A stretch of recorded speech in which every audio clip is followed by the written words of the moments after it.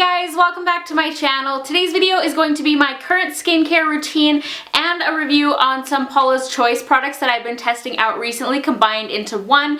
Basically, ever since I started making YouTube videos, people have been recommending that I try Paula's Choice. I get so many comments from people saying how much they love it and how much it has changed their skin. So a couple months ago, when I was given the opportunity to have a personalized skincare consultation with a Paula's Choice consultant, I jumped on the opportunity immediately, and I am working in partnership with Paula's Choice to bring you today's video. I will have all of the products mentioned linked down below as always, as well as some discount information for you guys if you are interested in checking out these products. If you are unfamiliar with Paula's Choice, a ton of research goes into formulating their skincare, and they're all about creating highly effective products at a very affordable price point. They're really well known for not including any skin irritants in their products, and their products are also not formulated with any kind of like artificial fragrance or color, and they're cruelty-free as well. So a little bit of info about my skin and my somewhat complicated skin type for reference for you guys.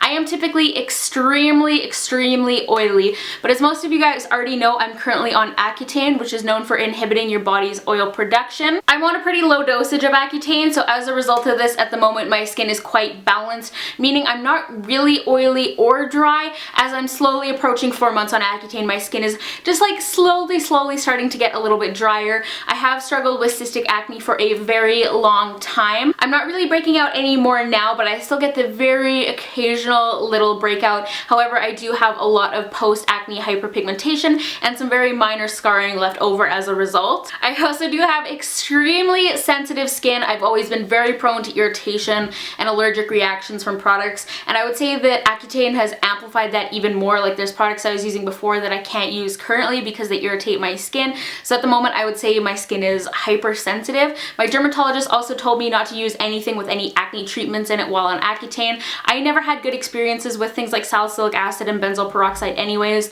but he said they would be kind of overly drying. I know that's a lot, but that is essentially what I told my Paula's Choice skincare consultant, and she recommended to me the Calm Redness Relief range. Now, I did still have some problems finding products that didn't irritate my skin, even within their ultra gentle skincare line. The original cleanser and toner that they sent me did irritate my skin and cause some inflammation, and then they did also send me their Resist Brightening treatment. I'll have all the full names of these products listed in the down bar just in case you want to know, but their Resist Brightening treatment did give me the worst reaction, and I had to discontinue using those 3 products right away, and so they sent me some replacements instead. I haven't had any issues with the replacement cleanser, toner, and serum. As a result of this, you'll see that some of my products are kind of split. For instance, half of my range is from the normal to dry selection, and then the other half is from the normal to oily. If you don't have super sensitive skin, you probably won't have this issue. Once again, just like extremely sensitive. Okay, so honestly, my very first impression when I received this skincare is that I was like, wow, the packaging is actually really pretty. I've looked at the Paula's Choice website a handful of times, and honestly, I've always thought the packaging looked kind of bland and plain, and I just wasn't really a fan of it. So when I opened these up, I was like, oh, these are actually really cute, at least my line in particular. The packaging is silver with like some mint green detailing. Like, I would totally sit these out on my washroom vanity. I think they're actually extremely pretty, so I think it's safe to say that their pictures on the website do not do the packaging any justice. But anyways, you guys know I'm kind of a product junkie. I'm always testing out new things. So I'm currently at my family's summer home. I've been here for the past 3 weeks, and when I was packing, I was like, okay, I'm only going to pack this skincare regime, because while I've been testing out the products for the past 2 months or so, I kind of jump around between things and I don't always use the entire range. So for the past 3 weeks, I've been using exclusively these products because I really wanted to put them to the test and see how they work. So let's go ahead and jump into the routine. So I'm primarily showing you my morning routine in this video, but the first product, of course, is cleanser. This is the normal to dry cleanser from the Redness Relief range. This cleanser has kind of like a milky lotion consistency, but it still provides a very low lather. It's gentle enough that I can use it on my ultra sensitive eyes, which I love, especially in the morning time. I feel like it really just helps wake me up. They do say that you can use this cleanser to remove makeup. I always go in and remove the bulk of my makeup with like a makeup wipe or something beforehand. The tiniest little bit of this cleanser goes an extremely long way, so this is going to last me forever, and it doesn't leave my skin feeling tight or uncomfortable, but it's also not like overly hydrating. It's kind of the perfect balance, and like I said, all of these products are fragrance free. So this product just has kind of the scent of like a natural, like mild, unscented soap, if you know what I mean. So I just gently massage this into my skin for about a minute or so and then remove it with a wet face cloth. One thing you will see in the clips is that my skin gets really red whenever I cleanse it, which is kind of ironic because this is redness relief. That's not due to the cleanser at all. That's just something that happens whenever I touch my face. That's just what happens when I touch my skin, so don't mistake it for irritation or anything. It happens to my body, my hands, my face, everything. I just get really, really red naturally. And the redness does go away once I'm done my routine.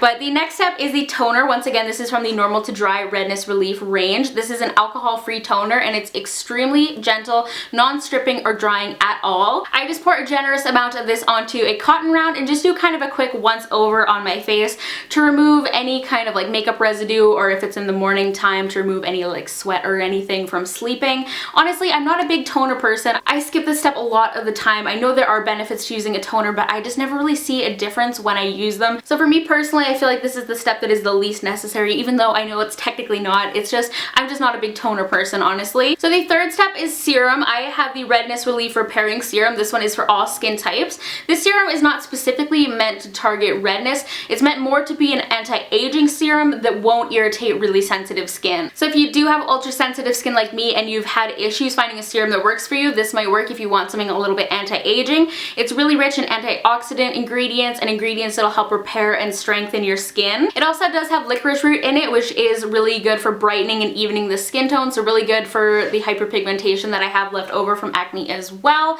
I love how this just disappears into my skin. It's so thin and watery and it really just absorbs instantly, and it doesn't feel like you've applied another layer of product to your face. It's really traceless. It does dry a little bit matte, so if you are on the drier side, a moisturizer over top is a necessity because it does leave my skin feeling a little bit tight and a little bit matte. And the final step is moisturizer. I'm going to talk about the daytime one first and then I'll talk about my night moisturizer afterwards. But this is the Redness Relief SPF 30 Mineral Moisturizer for normal to oily skin. I really like this one. It's probably my favorite product from the range that I've tried. It has the consistency of like a thin, milky sunscreen. It goes on feeling a little bit oily, but it absorbs within a couple minutes. It does have the SPF 30, like I said, but it is a mineral sunscreen, which is definitely the way you want to go if you do have sensitive skin, and it's just healthier for your body in general than a chemical sunscreen. This moisturizer leaves my skin extremely comfortable and hydrated, and as a bonus, it actually acts as a makeup primer as well, so my makeup goes on really nicely over top of it. The one thing I don't like about this is the packaging. Because it is so thin and runny, it gets really messy when you try and squeeze out any little bit of product, like the inside of the lid is all cooped up and gross, so I think this would be a lot better if it was in a pump. And finally, I want to talk about the night moisturizer they recommended for me. This is just the moisturizer for normal to oily skin. You could use this in the daytime too if you wanted. It just doesn't have the SPF. To be honest, this is probably my least favorite product from the range. I'm just not a huge fan of the consistency. It's kind of like a thicker gel, and honestly to me it feels like a silicone primer, even though it's of course silicone free, but it has that really ultra like slippy kind of feel to it, and I'm just not really a fan. When I first started trying these products a couple months ago, this gave me like the perfect amount of hydration, but as my skin has slowly gotten drier, I find it's a little bit too light. It's fine when I first apply it, but then after about an hour or so, my skin just feels a little bit tight and uncomfortable and like I need to apply more moisturizer. So if I tried this again, I would probably go for the normal to dry variety because I assume it'll be more of like a cream consistency and definitely more hydrating. So that is my current routine, but I'm sure what you guys are all wondering is, has this actually made a difference in my skin? And I genuinely think it has. It's really interesting because over the past couple months since I've been testing out these products, a lot of you guys have actually noticed that the redness in my skin has gone down a lot, which is always one thing when you kind of notice something in yourself, like, oh, my skin's looking a little bit better. But when someone else notices it and compliments you on it, it's kind of always like, okay, like it always sticks with you and it just kind of like affirms what you're thinking, you know what I mean? Using this product range, when I wake up in the morning, my skin is so much more even and it's not red and blotchy and inflamed looking like it usually is. And I think it's been a really great compliment to my Accutane course and just helped really overall improve the look of my skin and keep it happy and healthy. I am going to continue to use the entire range and use them up and everything, probably with the exception of the nighttime moisturizer because it's just not enough hydration. But my favorites from the line have definitely been the cleanser and then the SPF 30 moisturizer, like I said. These are the products that I can see myself repurchasing after I use them up. I've still got so much left in here though, they're going to last forever. So yeah, that is my current skincare routine and my thoughts on the Paula's Choice Calm Redness Relief line. I definitely see why so many people are obsessed with Paula's Choice skincare. I hope that when I'm done Accutane, I can try out more of their range because they're really well known for their AHA and BHA exfoliants. Those are definitely their most popular products and the things that are constantly recommended to me. So I would love to try those out once I'm done Accutane and can use not quite as gentle products. Once again, don't forget to check out the description bar. All the products will be linked down below, and once again, a little bit of discount information for you guys will be down there as well. Give this video a thumbs up if you did enjoy it, and don't forget to check me out on Twitter, Instagram, and Snapchat. I am at Sarah Rihanna on all three. Hit subscribe as well if you haven't already, and I will talk to all of you guys in my next video. Bye guys! So the first trend I have to talk about is non-touring. Yes, you heard me right. No, I'm not on drugs. Non-touring is apparently a thing now.